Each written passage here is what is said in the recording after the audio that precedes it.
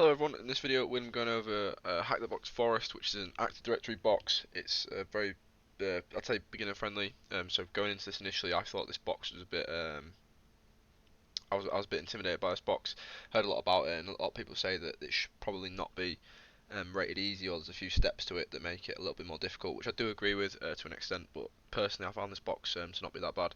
I did have to look up the Privest, which I'll go over later, and have a bit of advice on that, which is why I think other people would say it's probably not an easy box, but it was still pretty good, and I'm going to go over steps to, or how I complete this box now. So just really quick before I begin everyone, so to apologise, it's been a few days since I first recorded that little intro. I've got COVID, in case you can't tell, so I'm pretty horrible, sorry for that. And as well, I'm not going to be doing a full live demo of this box, I'm just going over more of the technical side, and more of an explanation of how I personally completed the box, and my troubleshooting and problems that I had to seek help for. But I'm going to link below a brilliant video from Ippsec. It's quite long, but I highly recommend you watch it because his methodology and in general his understanding of Active Directory is obviously infinitely greater than mine, and he's a brilliant resource to learn from. But beginning with my sort of attack path and enumeration, I'm obviously starting off with an nmap scan. So no matter what system, you obviously want to know what services are running, and just sort of see what's going on from a service and network perspective. So obviously start the nmap scan and it's pretty clear.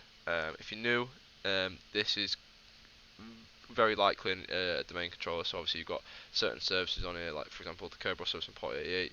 You've got SMB and these WinRM, a few other things as well. Typical Kerberos ports, like 389 for LDAP, things like that, just services that you're only really going to find on a domain controller or something of high value on a network. So this is a good, if you look at this on a network, this would be a good indication that this is something you want to really look into. It's the place where you want to get in, want to be. So after a full in-depth scan, just the default scripts and things like that, you can obviously see a few other things have come up, and it just tells us more about what's actually on, or some more information about these services. So Kerberos protocol. The reason why this sort of stuff's important, and for future for people if you're quite new, server time. The reason why that's important is because Kerberos as an authentication protocol uses time to authenticate, and it's included in a lot of its functions. So if your system time is off, you'll not be able to authenticate. It'll tell you that, it'll give you an error, or typically most services will give you an error if your time is incorrect when you're trying to interact with Kerberos. But that's why nmap shows it up here. Where else? So LDAP. If this is good on LDAP, nmap will try and enumerate a domain name. If that doesn't show up, you can query LDAP for that yourself, and I'll show you that in a second when I go through my notes. But that's obviously shown us here. So from this domain name here, we can then query LDAP more specifically, and we can see as well default first site name. So it's probably that's a good indication that LDAP's a good place to start, as it's most likely not been configured or not very robust. Obviously with that naming scheme there. What else of interest on here? Again, extended LDAP port there. Yeah, another thing that caught my eye was obviously I believe there's a HTB, obviously that close, so you don't have to look at that, and a few of the HTB services there's nothing there, and I think that's pretty much it for nmap. So I've started out looking at LDAP, and just to save a bit of time, I'm going to say that this is the place to go for this box. Oh, there's two ways of doing it. You can use RPC client to go through your SMB shares, or you can do it through LDAP search. I chose LDAP search because this is the method I learned first, or just the utility I actually learned first. So I'm a bit more familiar with this. So what this is going to do is going to enumerate, this command is going to enumerate all like system info and objects the LDAP can sort of see. It's going to give us a few bits of information. As I said before, if nmap doesn't show us the naming convention and the domain name, this LDAP script should. As there's other commands you can run to query that, but by default, if you run something similar to this, it's just querying default LDAP. It's going to return these this sort of thing here. So your container names and your domain controller names. So there's your domain controller, and here is your container names here. After that, What I then went and did was search LDAP for every single object, and it obviously returns a whole lot. And from this, I found some user stuff and the user container. And then I narrowed it down. I actually switched tools at this point because that was something else. RPC Client was something else I was trying to use. You can do this through LDAP search, but I'm now just going to show it through another tool called RPC Client. And as I say, these tools can be used interchangeably for enumerating LDAP and other services as well. Well, not so much LDAP search, but on this one, as you can see, uh, I open up RPC Client and you can it'll give you a prompt and it'll say what sort of tasks you can run, and it'll show you all the commands available to you. One of them being enum users. If your domain's been secured, you most likely won't be able to run it, but it just so happens on this box you can. It's good that you can, because we actually do get a list of users.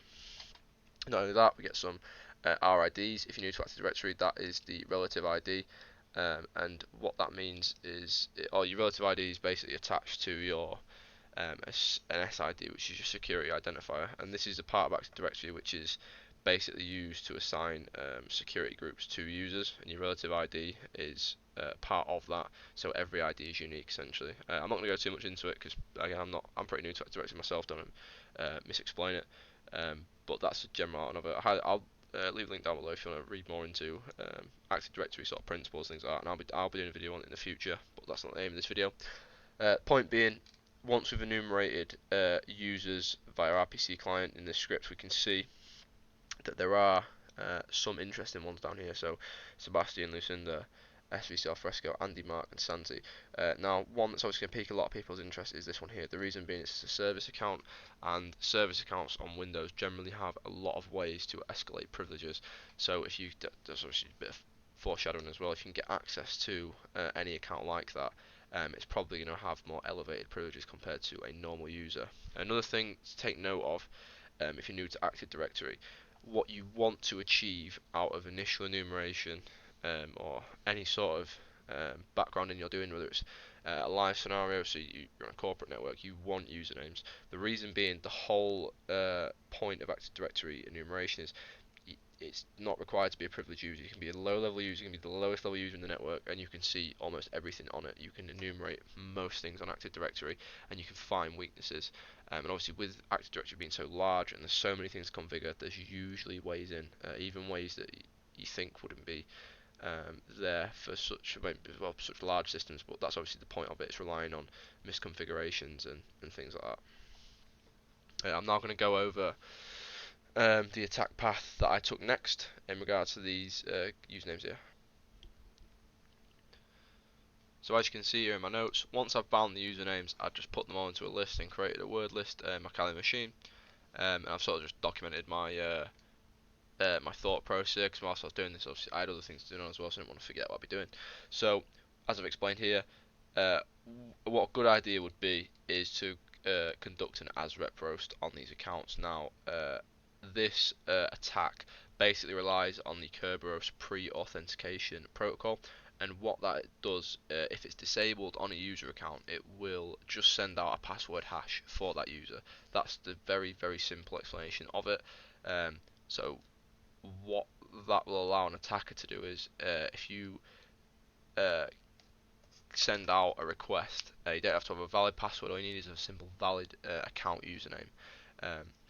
You can potentially have returned a hash password or some sort of credential from any of those user accounts, and it just so happens, after performing that using the in-packet toolkit, we get back an account hash for the SVC Alfresco account.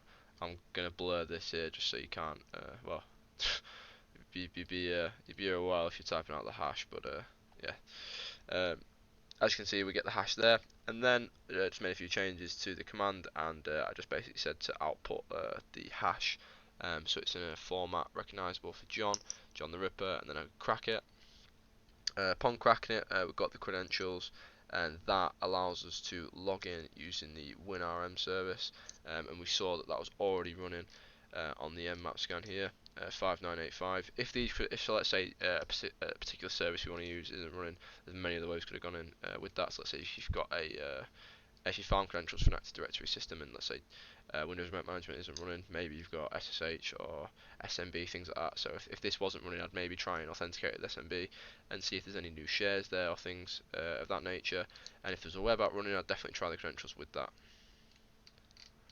Before I continue on, after just getting my initial foothold now, I'm just going to quickly show you a resource that I found while just looking for other Active Directory resources, and I came across this just on a whim from a post I found on someone's GitHub, but it is absolutely brilliant. So what this is, it's a mind map of attacking Active Directory, and as you can see, it's very dense. There is an absolute metric ton of information on here. There's loads, and it covers it all. The commands you need to use, sort of the path you're going to go, and just basically everything you'll ever need. If you could follow this, in fact, you could follow this mind map and a complete forest. I'll show you that now. So pen test Active Directory, we start an arm with no idea what we're doing. Scan network. Let's say on the nmap scan it tells us, oh, I've got eternal blue right there. It says find a vulnerable host. Low hanging fruit. We can see there's obviously some exploits can we check for here. So eternal blue. Other very popular ones. Log4Shell, Log4j, things like that. Obviously, it's not fully up to date. I imagine it might get updated in a few years, but other things to be aware of as well. It's not the be all and end all, but this is a very good good starting point. So for what I did on the box, where is it? LDAP. There we go, enumerate LDAP. So what I would have done, or what I was actually doing, I was going to this off, enumerate my LDAP. As it says there, user found, and then there's attacks you can do. So password spraying, Asvet roast. I chose Asvet roast just because I had a good intuition anyway that I'd just done some of the boxes on Dante, and from that attack I just thought, oh, it's most likely going to be that just a lucky guess, and it turned out true. And again, I've for other people going in similar exams, quite well, not necessarily base Active Directory, but exams, let's say it's not going to be the most secure system. I would definitely try the easier approach first. So let's say if you use a password spray and you potentially lock those accounts out, or just anything else could happen with quite a loud attack like that. Just try the easy one first. See if the protocols aren't in place or are in place, and if they are or aren't, you might get lucky with it. In our case, we got very lucky because obviously the protocol for one account was disabled, and we managed to get a password hash and crack it. But I'm going to link this in the description for people who are just starting out. It's a really good thing to look at. So let's say if you're going through and you have no idea anything about Active Directory, just look through it and just look up different attack vectors, things like that, and it's going to really help you just broaden your knowledge of Active Directory and your skill set. Now, post foothold, we're going to be looking for privilege escalation, and we're going to be checking ways we can elevate our privileges to domain admin. So obviously for Active Directory, that's consideration. There's a lot of lateral movement methods in Active Directory. I'm not familiar with a lot of them, but obviously this is an Active Directory box, so the hint is there. It's most likely going to be within Active Directory. I'm going to show one at the end, but in general, Windows box I start with an easy or relatively easy, well-known privilege. So it's service accounts that I will look for token exploitation. It just so happens we do have some on here that are interesting. So tried a rotten potato attack, not successful. It's worth trying. It's pretty easy enough to do. Another one of note would be a print spooler, things like that. Those attacks of that nature, any sort of token attacks you can do for Windows privilege, just may as well try them out if it looks to be viable, because it could be a nice easy win.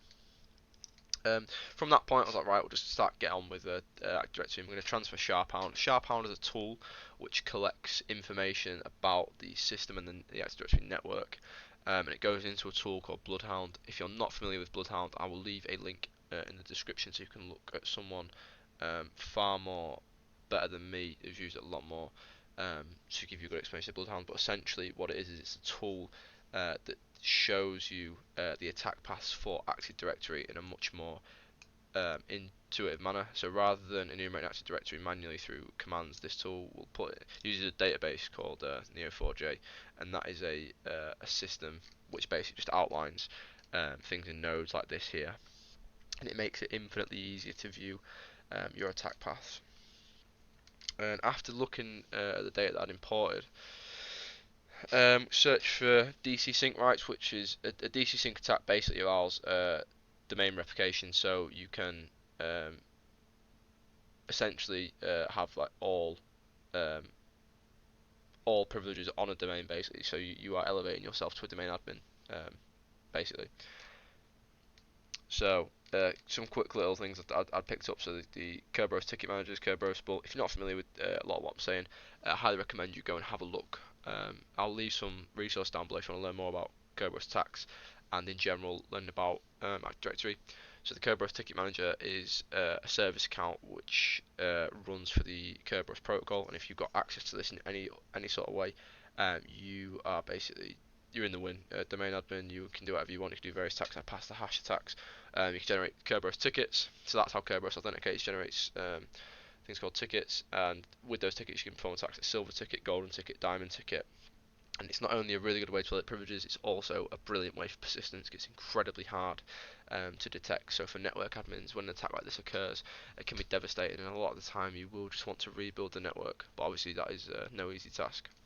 So my thought process after looking at Bloodhound, we've looked at our user here, we've marked them as owned, and then from here, we've just seen what accounts that the user is actually a member of. So this will be service accounts local, and this is privileged IT accounts. So already we can see it's going that our user is a member of some groups that have some decent privileges.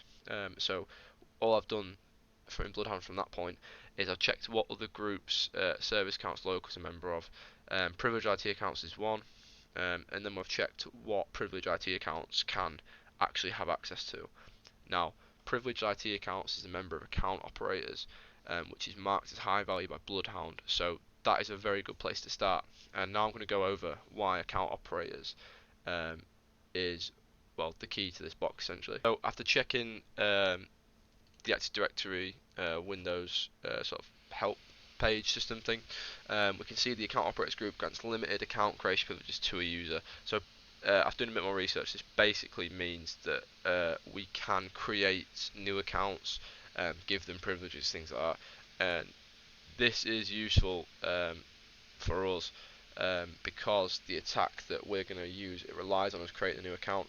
So initially I tried to perform the attack I'm going to demonstrate in a second with the system account we had access to, but that is not the intention of this box. I later found you can do it, but it just requires a lot of tweaking, and by default it is there's a cleanup script running that's going to prevent the our system account Alfresco from escalating privileges. So instead, the direction of this box is that you will create another account and give them the relevant privileges that you will see in a second.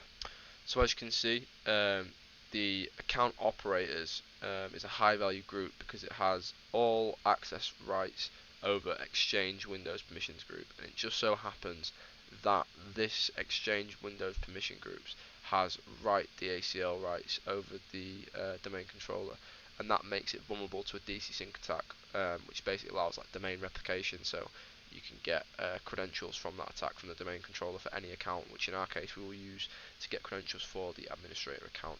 As I've said, if this is a bit hard to digest or it's a bit confusing, I'm going to leave resources below so you can look at these attacks. And actually, I'm going to leave Ippsec's video and other resources off DC Sync, things like that, so you can learn about it and see them in a much more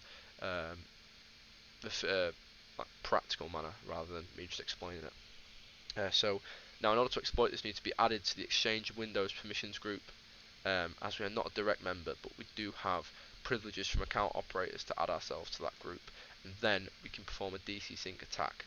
So as I was mentioning before, I initially tried this to basically add myself to the group, which then allowed us to have DC sync rights.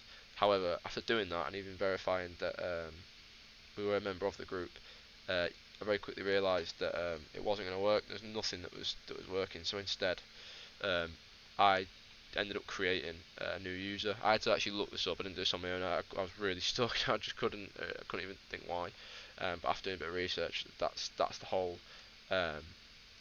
point of I've already explained of the account operators group. To this is the idea of the box. You're going to create a new user and do it that way. So it's basically the same attack. It's just with a slight little tweak, and I think that was the difficult part for a lot of people as well. So as you can see, I tried Impact Kit's secrets dump, which is what we will use for a DC sync attack to get the hashes of the administrator. That did not work. Mimikatz did not work. All approaches I tried just didn't really work. So as you see, I created a new user called Clyde, and then we're adding the user to the Exchange Windows Permissions group, which gives us access over the domain, the right DACL privilege, and then we've granted ourselves DC sync rights. This is another crucial bit you don't want to forget. So if you click in Bloodhound, if you click on an attack, it will give you a help. It will tell you how you can exploit that, and in there it basically says the PowerShell. I think it's is it PowerSploit? I think it's possible. It must be. Yeah, there must be. So basically, what this will do, you have to. The reason why you have to put your password in is you've got to authenticate through PowerShell. So you create these variables here for your password and the new secure string, and then running the PowerSploit command add domain objects ACL. It'll basically add the DC sync rights to your user, and then if you try using the in-packet toolkit again on the new account we've created, this time we actually do get an administrator hash, or we get all the account hashes. So as I already explained before, this box has now been pwned. Well, not quite. We have to crack the hash. Oh, sorry, no, don't have to crack the hash because we can just use this hash in a pass the hash attack. So this box is now pwned. As well, another one of interest, which Ippsec will show in his video, is the Kerberos Ticket Manager. We have access to this ticket, so as I explained before, we can use this for not only pass the hash attacks, but also use it to create golden tickets and just other authenticated tickets for users. So we could give our user a ticket to act as administrator, things like that. It gives us privilege over the domain. Yeah, as you can see, we've dumped all the password hashes for all users on the machine here. So a dumps hash can now use pass the hash attack to log in as administrator, using PSXX from obviously the in-packet toolkit to do that. And by using the hash, we've successfully logged in, and that is Forest pwned essentially. I thought going into this box, it was still a bit of a well, I'm still quite new to Active Directory like many others, so it's still a bit broad. But after completing it, it's I've definitely learned a lot from it. And I highly recommend people who are struggling with Active Directory just sit down and take the time to learn some key concepts in the basic attacks, and then go into these sort of boxes with just a very open mind. Just go through the mind map I showed, and you'll very quickly just realise and pick up little things. Watch a lot of Ippsec's videos for Active Directory. Honestly, get Dante and go through that. That helped me a lot as well. And just the more practice you get, it's definitely going to help you. And although I think Active Directory's the reason why it's so feared is because there's a lot to it, but with there being a lot to it, it also means there's a lot that can be misconfigured. In the scenario of an exam attempt, don't be too intimidated because there's a lot to it. It also means that your attack vectors might be quite limited. They're not gonna, like on the OSCP for instance, they're not gonna put in some really mental stuff. If you just stick to the basics, I imagine it will pay off in your exam. Obviously, if you go in there trying to do some absolutely mental, really complex Active Directory attacks on a network that's it's not configured. It's just built at a basic level just to be attacked. It's not a very robust network. You are probably going to struggle because you're looking at it from the wrong angle. You're looking at it as if it was like a fully corporate secured network. But just keep things simple. Go through the mind map, and I'm sure you will achieve success.